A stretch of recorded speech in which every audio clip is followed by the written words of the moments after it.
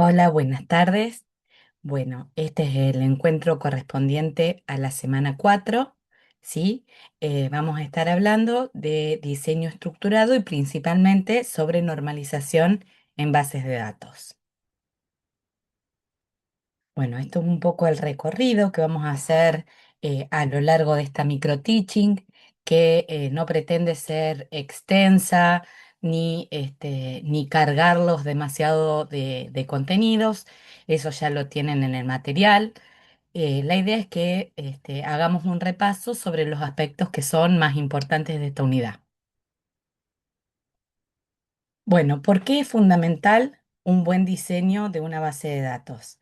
En realidad, todo lo que nosotros hagamos antes y todo lo que tengamos en cuenta antes de implementar la base de datos va a ser más fácil de corregir y va a haber menos asuntos involucrados, digamos. O sea que si lo podemos corregir en la fase del diseño, va a ser mejor que en el momento que ya esté implementado.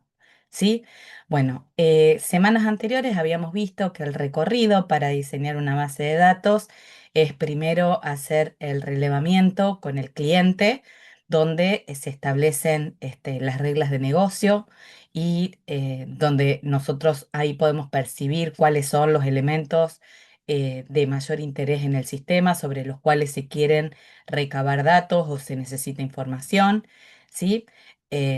Bueno, a través de esto empezamos a detectar las entidades, ¿sí? Las entidades que pueden ser concretas o abstractas. Vimos que se representan en la primera instancia, que es el diagrama entidad-relación a través de rectángulos. Estas entidades tienen atributos, las podemos describir a través de atributos, ¿sí? Que son características de estas entidades. En el diagrama entidad-relación, los atributos se representan a través de elipses, ¿sí? Que van conectadas con las entidades. Y a su vez que las entidades se relacionan con otras entidades, incluso puede ser consigo mismas, ¿sí? Y estas relaciones las establecemos a través de rombos, ¿sí? Entonces puede haber una relación que vincule a una entidad consigo misma o con otra entidad o con dos entidades más. Así, digamos, de acuerdo a la cantidad de entidades que intervengan en una relación, eso es lo que va a determinar el grado de la relación. Después podemos decir que la cardinalidad tiene que ver con, dijimos que puede ser uno a uno, uno a n a uno que sería la inversa, o n a m, ¿sí? De acuerdo a con cuántas entidades B se relaciona una entidad del grupo A, ¿sí? Y con cuántas entidades A se relaciona una entidad del grupo B. Entonces eso leemos la cardinalidad de la izquierda hacia la derecha y después de la derecha hacia la izquierda. ¿Sí? Bueno, pero eso lo vimos en unidades anteriores. Una vez que pasamos del diagrama entidad-relación al modelo relacional, ya pasamos a representar las entidades a través de tablas, ¿sí? Y establecemos ahora sí las relaciones a través de claves foráneas. Y vimos que es muy importante en las relaciones NM, ¿sí? Que se representan en el modelo relacional a través de una tabla intermedia, también llamada tabla de ruptura, ¿sí? Entonces, una vez que ya tenemos la información, o los datos representados en el modelo relacional, ahí es la instancia donde podemos aplicar las formas normales, ¿sí? Las formas normales lo que tienden es a reducir redundancia que pueda haber quedado, o sea, datos que se repiten innecesariamente. Puede permitirnos evitar inconsistencias porque el hecho de que los datos se repitan a la hora de actualizarlos puede generar inconsistencias, que en un lado aparezcan de una manera, que en otro lado aparezcan de otra manera, y así son datos inconsistentes. Entonces, al reducir la redundancia y la inconsistencia, también permite este modelo que sea escalable, o sea, que pueda seguir creciendo. La ventaja, bueno, esto como vemos acá, porque es fundamental un buen diseño de base de datos para prevención de errores, ¿sí? Es un poco esto que hablábamos de las inconsistencias.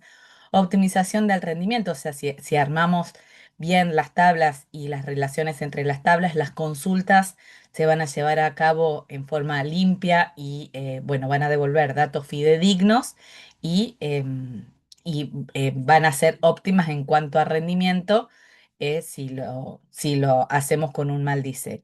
Bueno, hay escalabilidad que permita crecer.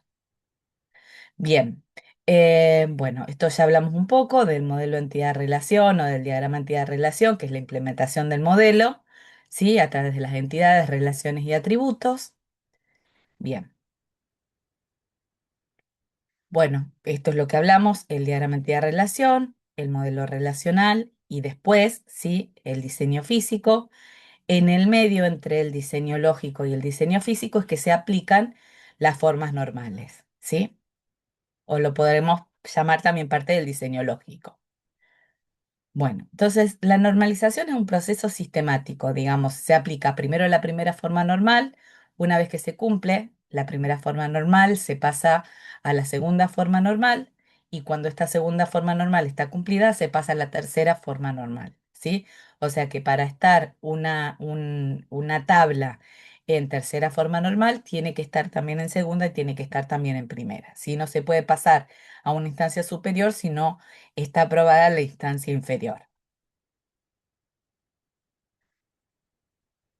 Bueno, esto ya es un poco lo que hablamos, qué problemas hay con los datos no normalizados, la redundancia de datos desperdicia espacio de almacenamiento, ese es uno de los males, digamos, que almacenamos información en más de un lugar, entonces eso hace que la información se duplique o se triplique. ¿Sí? Pero sobre todo que pueden generarse anomalías de actualización cuando uno actualiza en un lado y no en otro, y eso generan inconsistencias, ¿sí? Puede ser también que las anomalías de inserción impidan el almacenamiento de ciertos datos o cuando borramos un dato que se borren más datos sin querer. ¿Sí? Porque los tenemos mal almacenados. Por ejemplo, podría ser un curso que existe si hay un usuario que lo toma y si borro a ese usuario se borra el curso porque era el único usuario que lo tomaba, entonces se pierde información. Eso lo vamos a ver un poco por ahí con ejemplos para que sea más claro. Los beneficios de los datos normalizados se almacenan de forma eficiente, con una redundancia mínima. La estructura de la base de datos es más flexible y adaptable y permite que crezca. ¿Sí? La integridad de los datos se conserva mejor y son fidedignos. ¿Sí? Y las consultas pueden ser más intuitivas y eficientes. Bueno, requisitos para la primera forma normal. ¿Sí? Cada tabla tiene que tener una clave primaria. Esto lo hemos definido en instancias anteriores.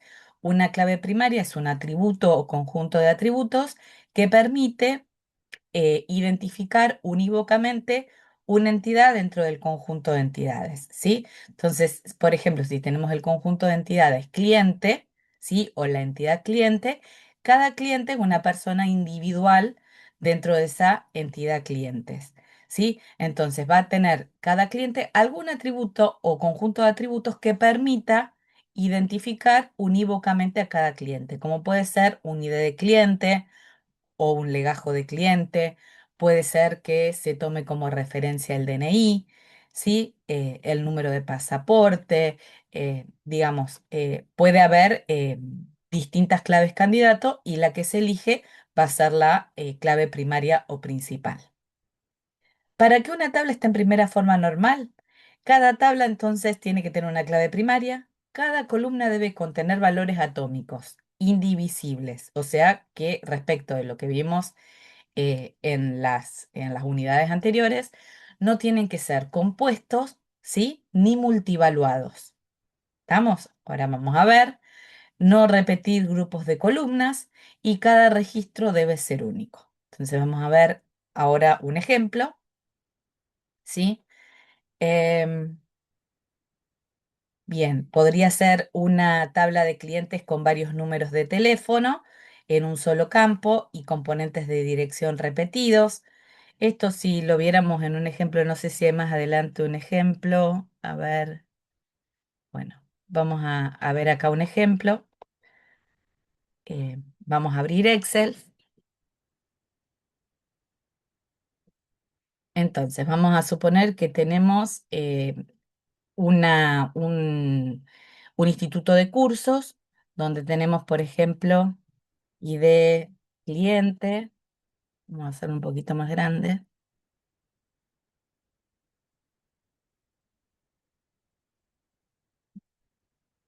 ID cliente.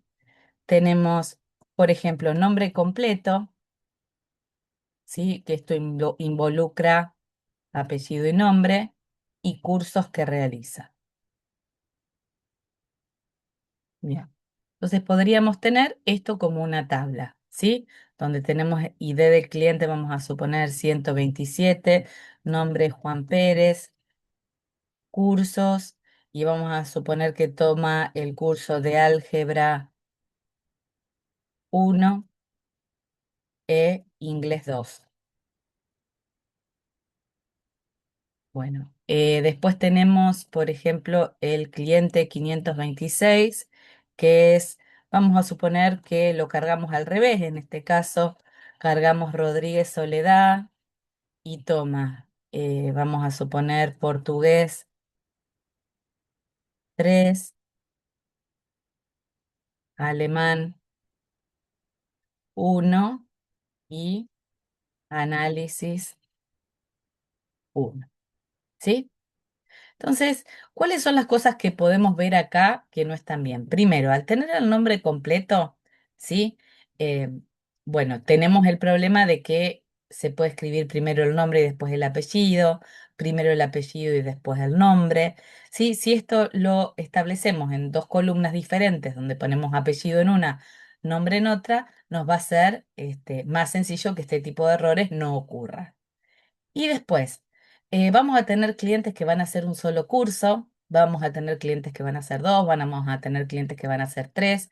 Entonces, ¿cuánto espacio es el conveniente dejar para para que esto, digamos, para que permita que cada cliente almacenar todos los cursos para ese cliente? ¿Sí? No sabemos si dejar un lugar, si dejar dos lugares, si dejar tres lugares, cuatro lugares, ¿sí? Y no podemos dejar espacio, cuatro lugares para todos los clientes si habitualmente la mayoría de los clientes por ahí toma uno, se desperdiciaría espacio, ¿sí? Esas son las contras que podemos encontrar, además de otras que vamos a ver después. Entonces, ¿cómo se hace para pasar a la primera forma normal? Entonces, esta tabla se convertiría en, vamos a mantener los encabezados,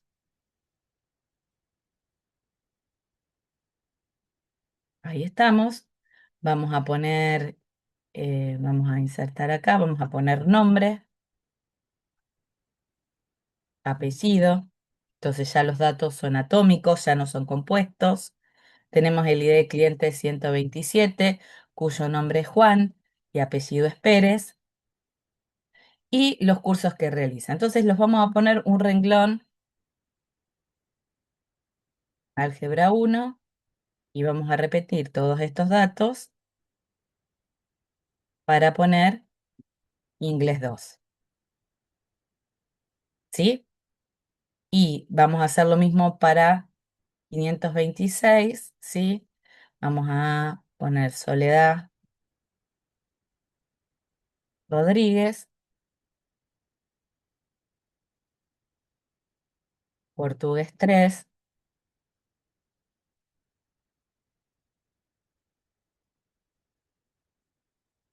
alemán 1 y análisis 1.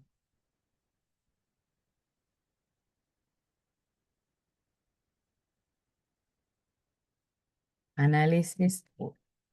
Entonces estos datos se repiten.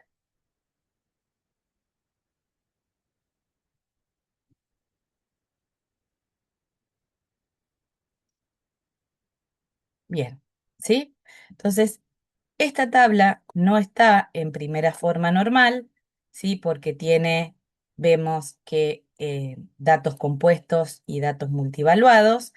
Y ahora tenemos esta tabla, ¿sí? Que tiene todos datos atómicos, todos atributos con valores atómicos. Ahora, bien, nos decía que para que esté en primera forma normal, tiene que haber una clave principal, o sea, de la que podamos determinar el resto de los atributos. Entonces vemos que ya el ID de cliente no puede ser clave principal, porque cuando digo cliente 127, no sé si me refiero al curso Álgebra 1 o cuando digo 127, me refiero al curso Inglés 2, ¿sí? O sea, yo a través del campo clave tengo que poder determinar el resto de los atributos, tengo que poder conocer el resto de los atributos. Entonces acá vemos que este dato se repite, digamos, no es unívoco, entonces tenemos que buscar, si mantuviéramos esta tabla, podríamos decir que esta información no nos permite ya el cliente identificar unívocamente a cada cliente. Entonces necesitaríamos un dato adicional. Por ejemplo, podríamos hacer una clave compuesta que esté determinada por ID del cliente. Si hacemos una clave que esté compuesta por ID del cliente e ID de curso. Vamos a ponerlo juntos. Ahí estamos. ¿Sí? Entonces esto podría ser, si yo me refiero a la combinación de ID cliente 127 con curso de álgebra 1, sé que me voy a referir a Juan Pérez. No, no puede haber otro cliente que tenga esa misma combinación. Lo mismo para el resto. Acá podríamos poner algún campo que esté determinado por esos dos también. ¿Sí? Podría decir, podríamos poner el campo nota, la nota final como para que sea más representativo. Entonces acá vamos a suponer que se sacó un 9 un 8 uy, tengo un 9 un 8 un 6 un 5 un 8. Ahí estamos. Entonces, la combinación de estos dos determina este y determina este. ¿Qué quiere decir que determina? Que yo a través de estos dos datos puedo conocer nombre, apellido, nota final.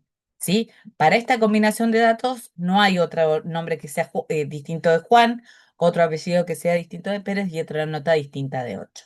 Pero vamos a ver que todavía este diseño es ineficiente, por eso necesitamos llegar hasta la tercera forma normal. Bueno.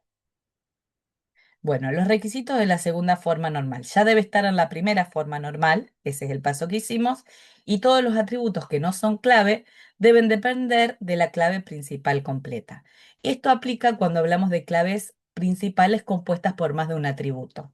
Si una tabla tiene un solo atributo que forma parte de la clave principal, ¿sí? Entonces en ese caso ya va a estar, si está en primera forma normal, va a estar en segunda forma normal. Entonces, particularmente importante cuando se trata de claves compuestas. La segunda forma normal elimina las dependencias parciales, ¿sí? Donde un atributo depende solo de una parte de la clave principal compuesta. Entonces, vamos a ver acá, por un ejemplo, a mí me gusta verlo más sobre la práctica, ¿sí? Entonces, en este ejemplo, ¿sí? Llegamos a la clave principal compuesta. Pero, ¿qué pasa? Si yo tengo la combinación de ID cliente concurso, voy a saber que el nombre es Juan, el apellido es Pérez y la nota final es 9. Lo puedo determinar. Conociendo esos datos, yo puedo determinar los otros. Ese es el concepto de dependencia funcional, los atributos no clave respecto de la clave principal. Pero este aquí que si yo tengo el ID del cliente solamente, también puedo determinar que se trata de Juan Pérez. Entonces, yo eso tengo que descubrir que, por ejemplo, el nombre y el apellido dependen del ID cliente, ¿sí? Y en cambio la nota depende de la combinación de ambos, ¿sí? ¿Qué nota, para saber la nota final de alguien, tengo que saber quién es y a qué curso va, ¿sí? Esos dos van a determinar la nota final. Pero si yo tengo el ID de cliente solo, sí puedo determinar el nombre y el apellido de esa persona. Entonces puede ser que de esta tabla me quede una tabla que se llame clientes, donde tenga, bueno, ID cliente, donde tenga apellido, vamos a respetar el orden, nombre, apellido, y me quede así.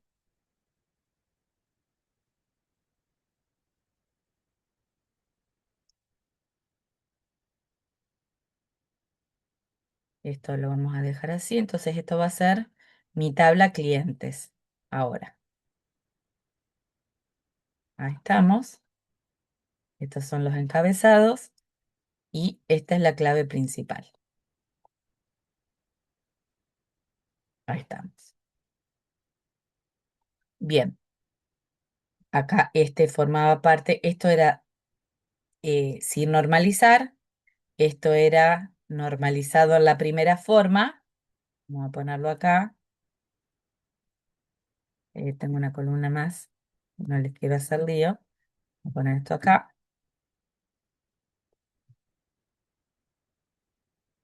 Ahí estamos. Esta era, bueno, vamos a ponerle la nomenclatura sin normalizar. Acá tenemos primera forma normal. Acá tenemos segunda forma normal. Entonces puedo tener otra tabla que esta es la tabla clientes.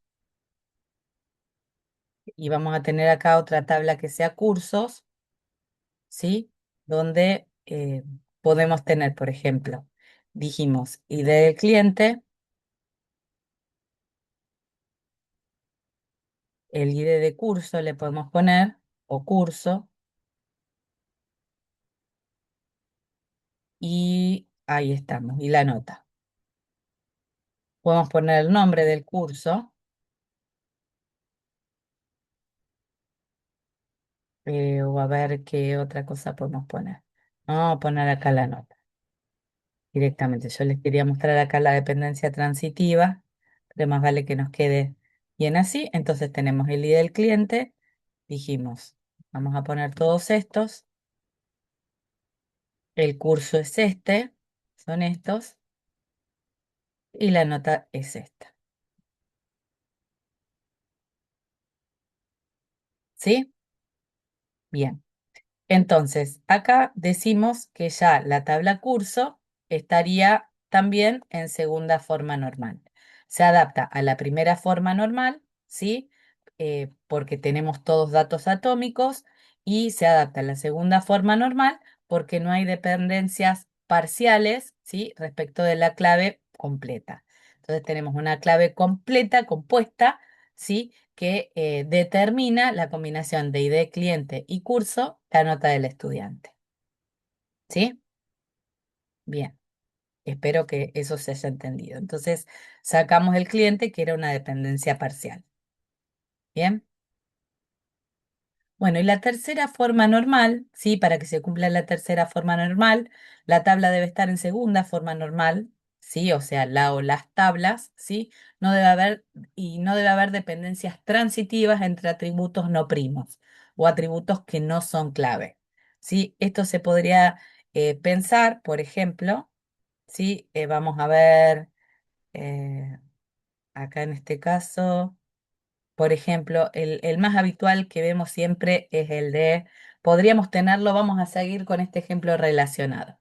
Vamos a poner, por ejemplo, que esto esté acá y que en vez del curso, esto era lo que yo quería llegar para no ver siempre el ejemplo de la ciudad, el ID del curso y tenemos álgebra 1 le vamos a poner 1, inglés 2 le vamos a poner 2, a este 3, a este 4 y a este 5. ¿Sí? Casualmente, bueno, son todos distintos. Podría darse que un alumno hace otro curso. Vamos a, por ejemplo, vamos a poner al alumno 520, 257, que se llama Mario Gómez, y vamos a suponer que Mario Gómez, que es el 257, hace el curso álgebra. Álgebra 1 sacó un 7 y hace también portugués 3 que es el 3 y se sacó un 9. ¿Sí? Entonces ahí está, ahí tenemos la tabla más completa, que sigue estando en segunda forma normal, ¿sí? porque a través de la clave principal compuesta yo puedo determinar la nota, pero acá es donde vemos que hay una dependencia transitiva, ¿sí? O sea, que vemos, bueno, no, en realidad no es transitiva, es dependencia incompleta. Vamos a suponer, eh, perdón. Me voy refrescando ideas. Vamos a suponer que acá yo tengo, vamos a seguir con el de localidad, pues son parecidas en algún punto la segunda y la tercera forma normal. Acá tenemos código postal de la localidad y acá tenemos la localidad. Entonces tenemos que 2900 es de San Nicolás, tenemos que 2000 es Rosario, para agregar datos al cliente. Tenemos que 2000 es Rosario. Tenemos, bueno, de distintas localidades, ¿sí? Entonces, lo que dice la tercera forma normal es que entre atributos que no son clave, ¿sí? O sea, eh, por ejemplo, localidad, código postal, apellido y nombre, no, ninguno es clave principal, sino que la única clave principal es la clave de cliente, el resto son atributos no primos, ¿sí? O sea, no forman parte de la clave principal. Entonces no tiene que haber dependencias transitivas. ¿Qué quiere decir? Que yo a partir del cliente puedo conocer el nombre, puedo conocer el apellido, puedo conocer el código postal y puedo conocer la localidad. Pero conociendo el código postal, también puedo conocer la localidad. Quiere decir que localidad depende, ¿sí? Transitivamente del ID del cliente, porque depende de código postal y código postal depende del ID cliente. Entonces hay una dependencia transitiva. ¿Cómo se soluciona esto? Para pasarlo a la tercera forma normal, vamos a poner acá tercera forma normal o normal form. Entonces nos queda la tabla clientes con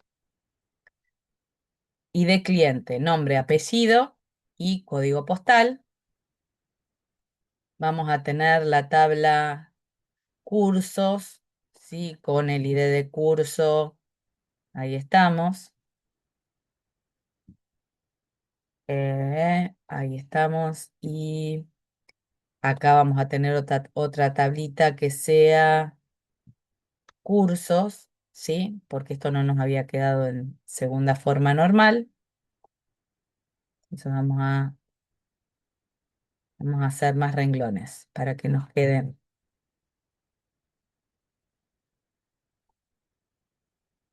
No quiero insertar celdas copiadas. Vamos a agregar columnas. Ahí está. No, ahí estamos. Ahí está. A ver si hice algo mal. Acá puedo insertar, insertar.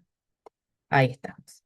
Entonces, vamos a poner en esta tabla, dijimos, hasta el 5. Esto es para que nos quede en segunda forma normal y respetar lo que fuimos poniendo. Esto lo podemos sacar. Ahí estamos y esto no tiene que tener color. Entonces, ahí estamos. Tenemos la tabla cursos. Esto era la segunda forma normal. Y acá tenemos clientes cursos. Bien. Entonces, acá vamos a tener la tabla clientes, la tabla,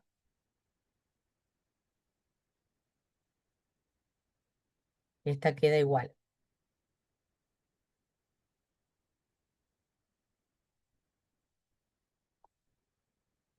nota. Después vamos a tener la tabla localidades, la tabla cursos también.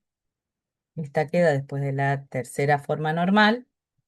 Y vamos a tener la tabla localidades,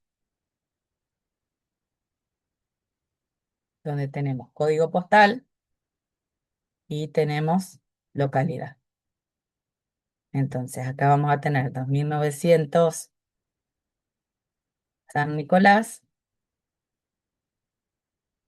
y 2000 Rosario. Ahí está. A ver que nos quede todo más parejo. Y ahí estamos.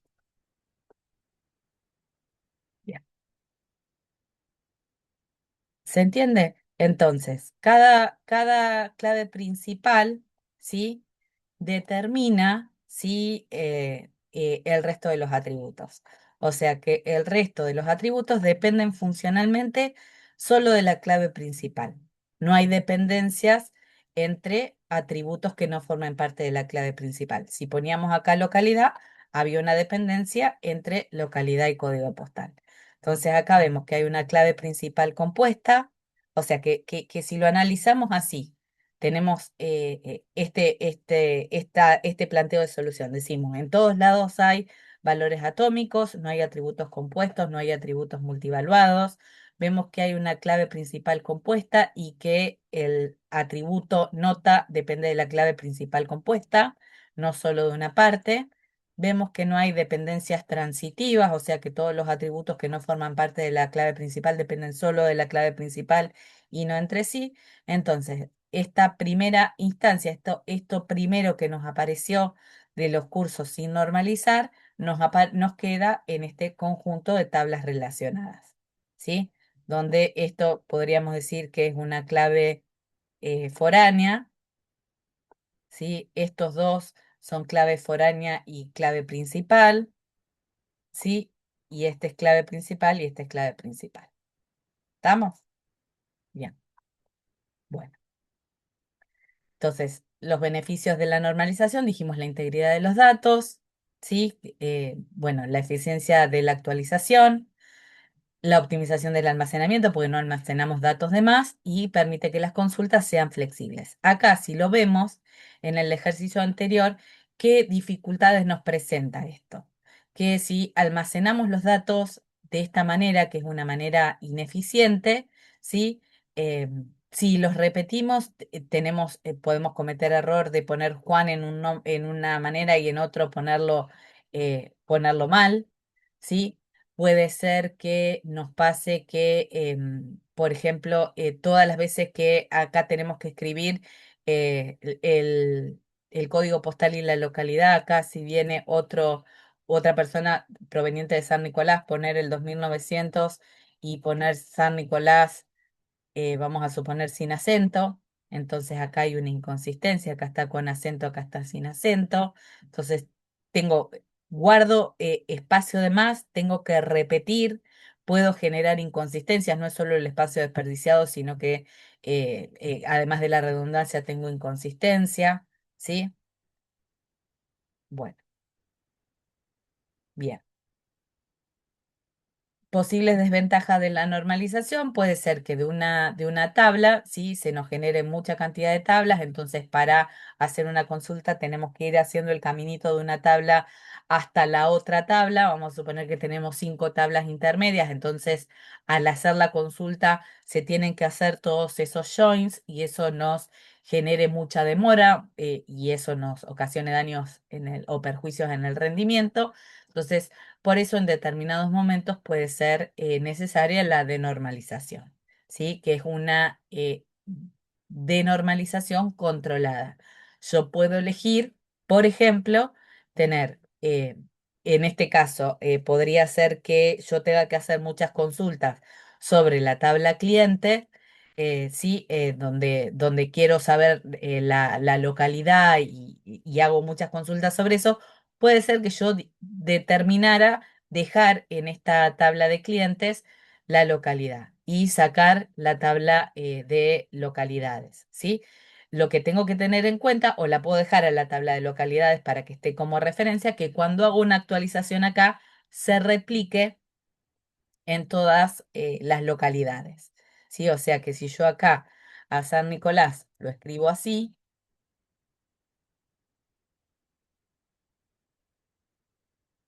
que vamos a poner de Los Arroyos.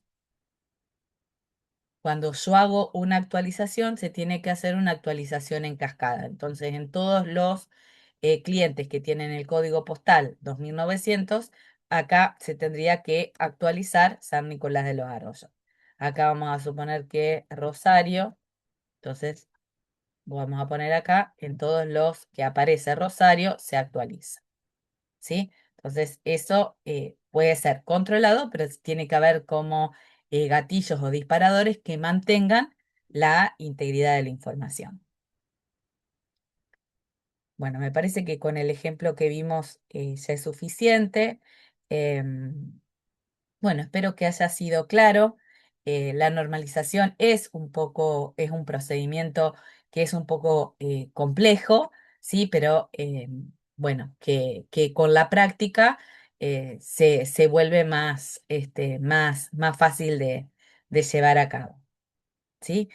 Bueno, espero que cualquier consulta que tengan, como siempre, les agradezco los mensajes que me mandan con las dudas, con las preguntas y que podamos ir resolviéndolas para que el camino les vaya siendo más sencillo. Bueno, dejo de compartir, ahí estamos y dejo de grabar.